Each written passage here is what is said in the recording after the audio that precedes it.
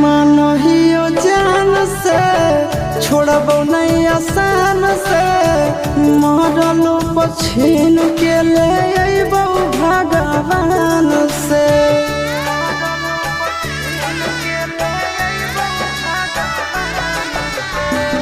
मानहियो जान से छोड़बो नहीं आसान से मरलो पछीन के ले अइबो भगवान से।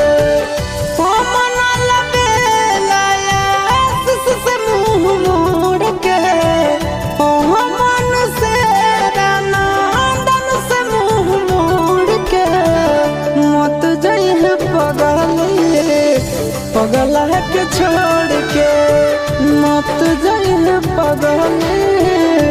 पगला के छोड़ के।